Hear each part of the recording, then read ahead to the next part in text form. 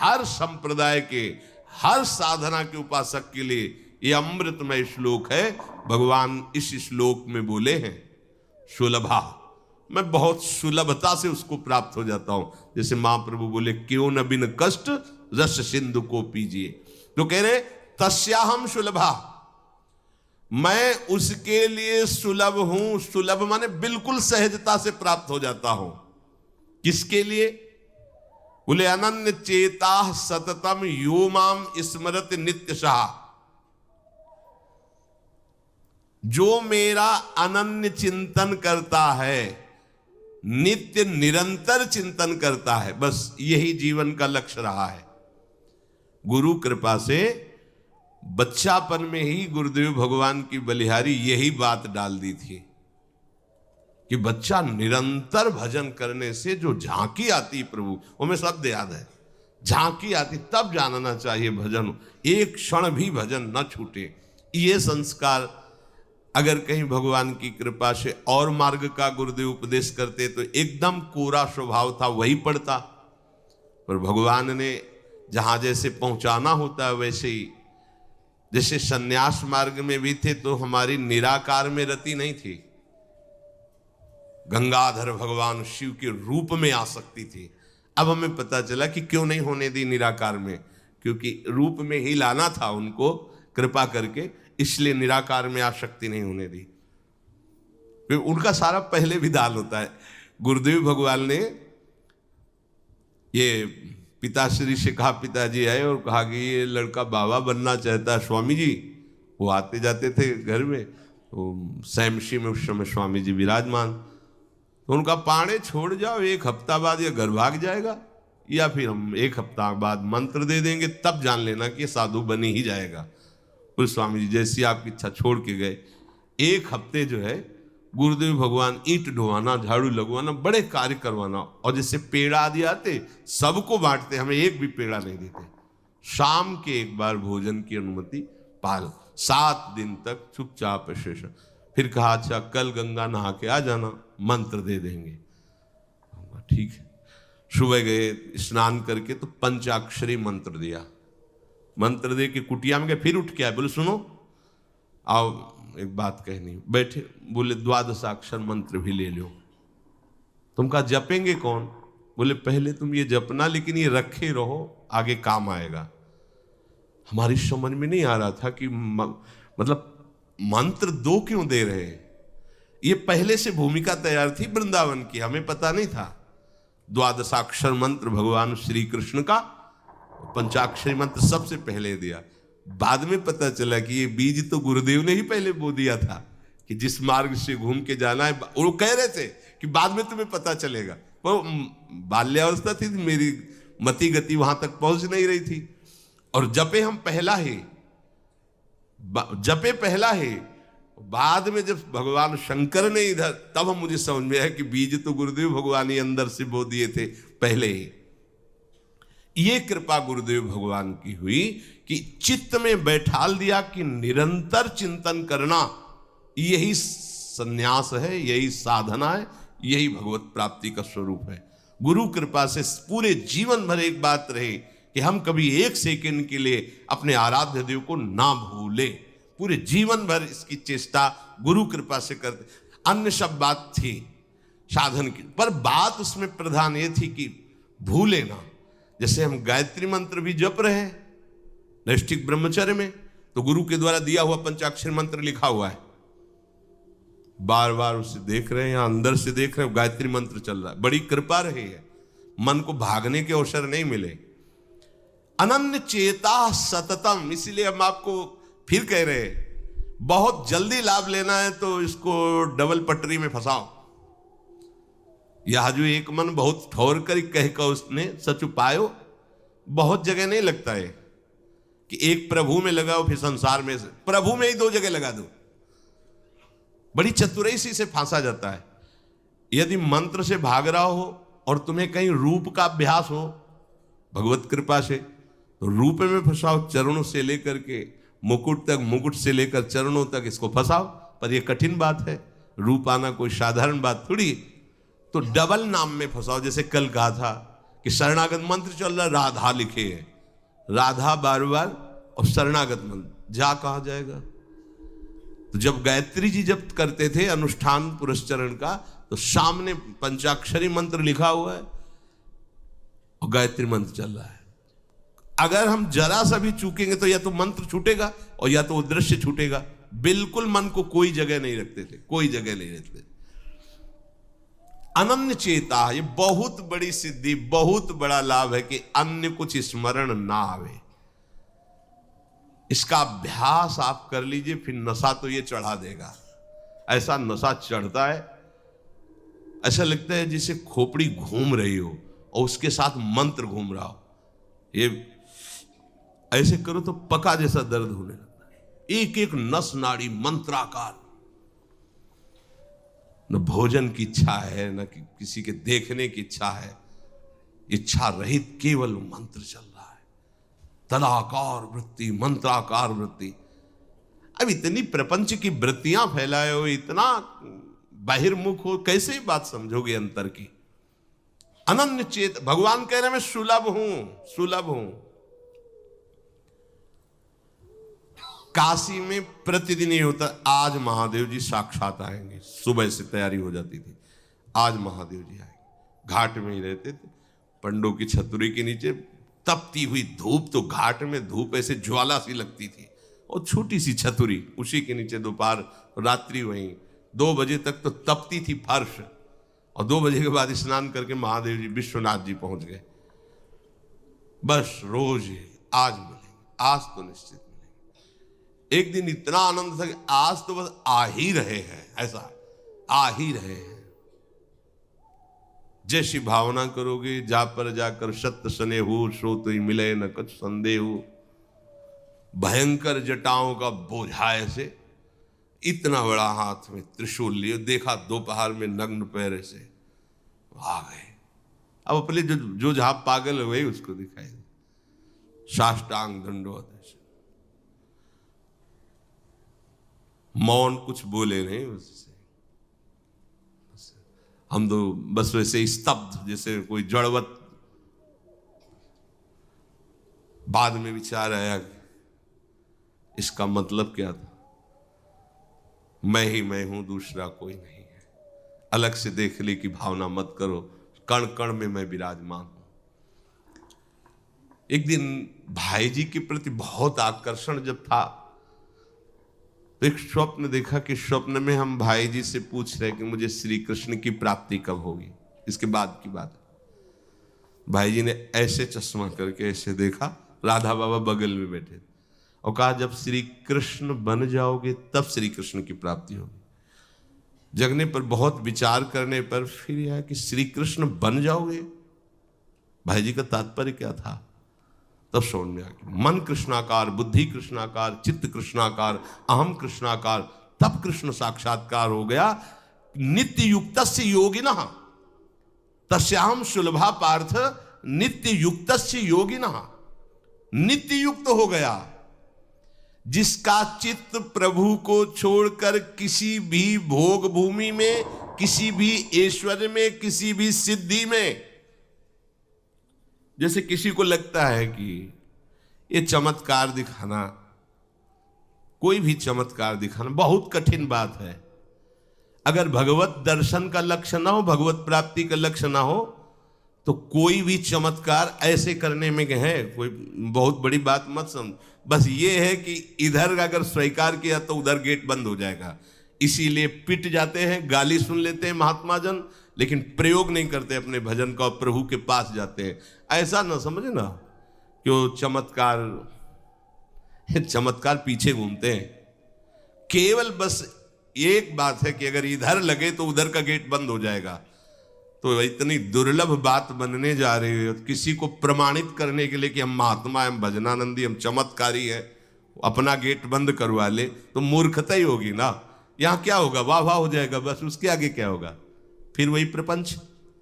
तो ये जो ब्रज के महात्मा है, जो भगवत प्रेमी महात्मा है, जो भगवत प्राप्त करने वाले हैं, इनके अंदर चमत्कार के बाप की सृष्टि होती है। ये चमत्कार बहुत ऊपर होते हैं। ये नहीं सोचना चाहिए कि इनमें भजन होता तो उसने 2 थप्पड़ मारे भस्म कर देते। भजन का जानते हो, भजनानंदी का 2 थप्पड़ मारा है, तुम्हें निश्चित भगवान की प्राप्ति हो, तुम्हारा कभी अमंगल न हो, भगवान तुम्हारे परिवार को भी सुखी रहे और तुम आजीवन स्वस्थ रहकर पवित्र बुद्धि के द्वारा भगवान को प्राप्त। ये महात्माओं का बल होता है। महात्माओं के बल थोड़ी होता है किसी ने गाली दिया, मार दिया, जा भस्म हो जा। ये भस्मासुर थोड़ी होते महात्मा है भाई, भस्म कर दिया, नष्ट नहीं। साधुते हो न कारज, तब भगवान उनके अधीन होते हैं। ये चमत्कार ये न सोचो कि भजन करते होते तो फिर चमत्कार, या ये गाड़ी घोड़ा रुपया पैसा चमत्कार, ये पापियों के पास भी है। ये तो प्रारब्ध का खेल है, प्रारब्ध बदला, ऐसे से ऐसे हो गया, इनका कोई महत्व नहीं है। महत्व है नित्य युक्तस्य योगिनः, तुम्हारा चित्त निरंतर आराध्य देव में युक्त है कि नहीं। किसी भी ऐश्वर्य, किसी भी भूमि, किसी भी पद का कोई भी संबंध, आश्रय, चिंतन नहीं। ये हुआ अनन्य चेता। जैसे पतिव्रता स्त्री का मन केवल पति के ही सुख में निमग्न रहता है, पति का चिंतन, पति की बातें, पति वो उसी में मगन रहती है। पति के सिवाय उसके मन में अन्य किसी पुरुष का राग पूर्वक चिंतन कभी होता ही नहीं। जैसे शिष्य का गुरु के सिवाय कहीं चिंतन नहीं होता। पतिव्रता पत्नी का मन, प्राण, तन सब पति के ही सेवा में, चिंतन में, मनन में। जैसे शिष्य का गुरु के ही तन, उनकी सेवा में मन, उनके आज्ञा के पालन करने में एक एक चेष्टा गुरु की प्रसन्नता के लिए, कोई दूसरा इष्ट शिष्य का होता ही नहीं है। शिष्य का कोई दूसरा इष्ट नहीं होता। ऐसे शिष्य को अपने गुरुदेव में ही भगवान का साक्षात्कार हो जाता है, क्योंकि पर्दा हटा तो देख लिया कि प्रिया प्रीतम मुस्कुराते हुए बैठे। श्री भट्ट देवाचार्य जी के पास जब हरिव्यास देवाचार्य जी आए तो कहा, भगवान हम शिष्य बनना चाहते हैं। तो उनका, तुम्हें हमारी गोद में कुछ दिखाई दे रहा है?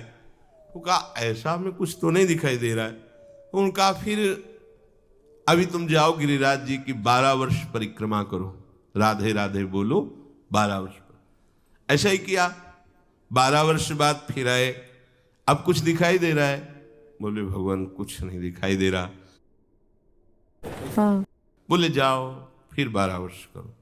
कह रहे कि जो शिष्य है गुरु के सिवा और कोई इष्ट नहीं है, उन्हीं का चिंतन, उन्हीं के आगे, तो वहीं उसको साक्षात्कार हो जाता है। जब 24 वर्ष बाद आज्ञा पालन करके आए तो देखा प्रियालाल गोद में।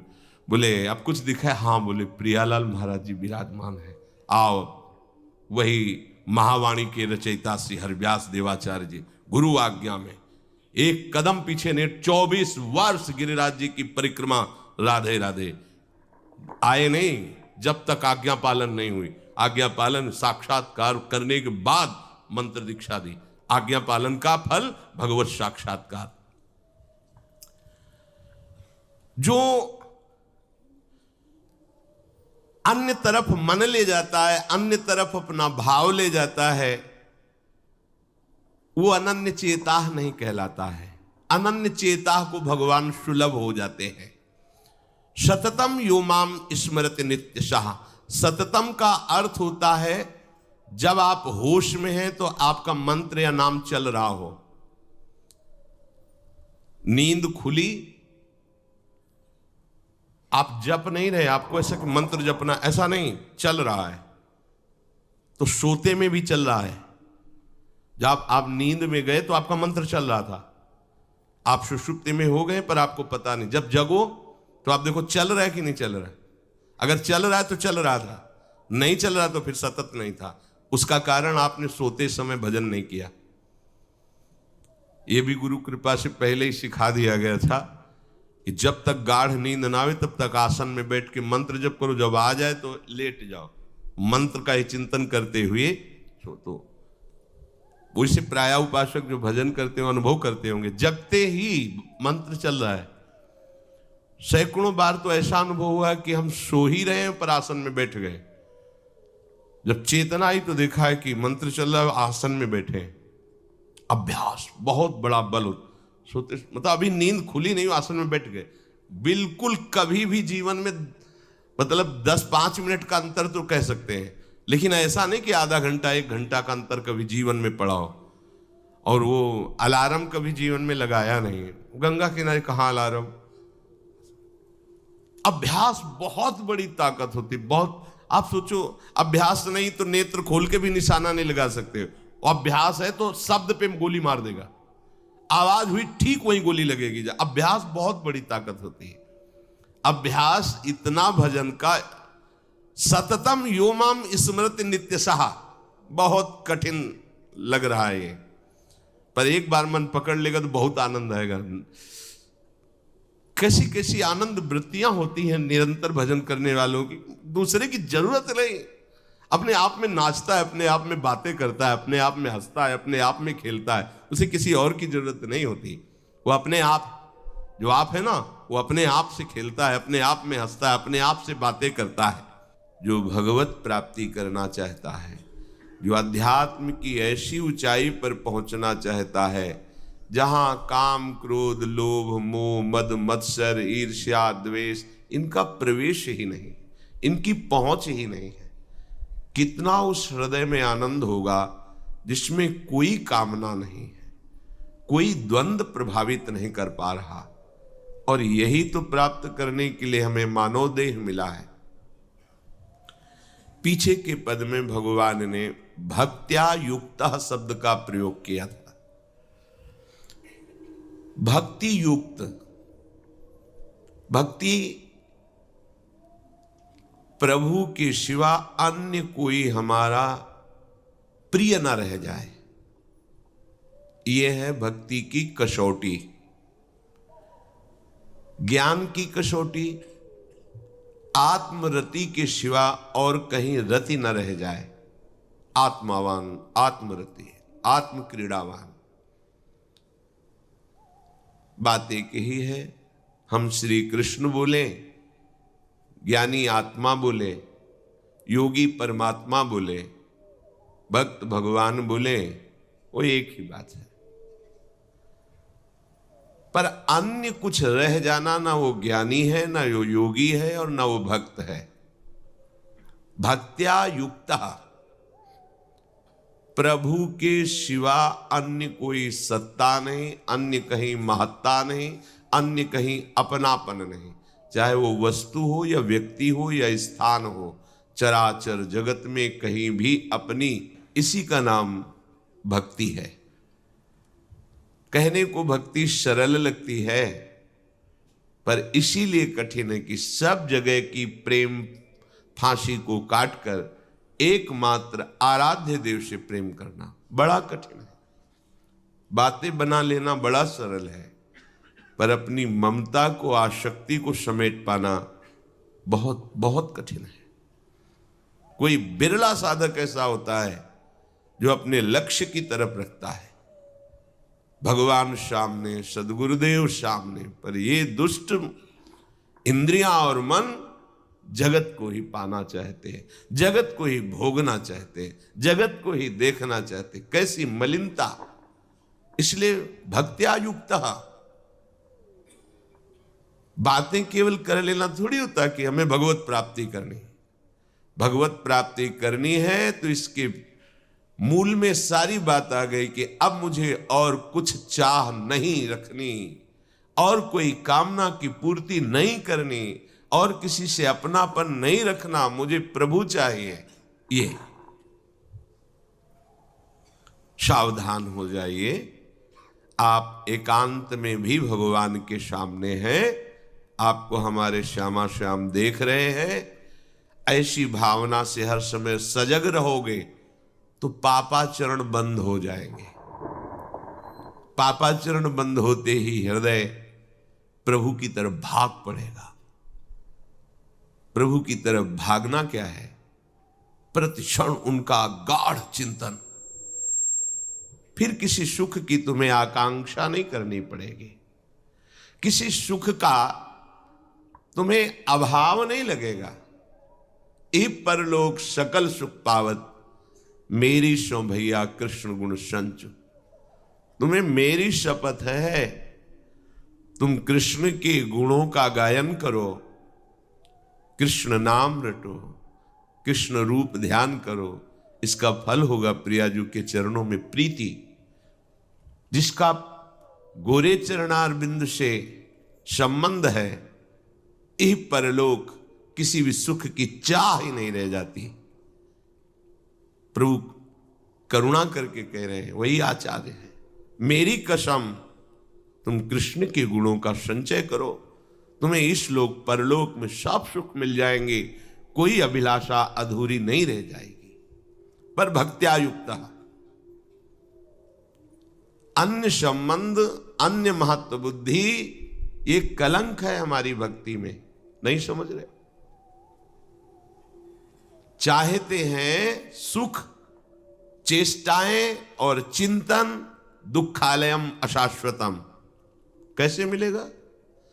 चाहते हो अविनाशी पद और भोग दृष्टि रखते हो विनाशी की, प्रियता रखते हो विनाशी की, गाढ़ चिंतन करते हो विनाशी भोगों का, कैसे अविनाशी पद का अधिकार प्राप्त होगा?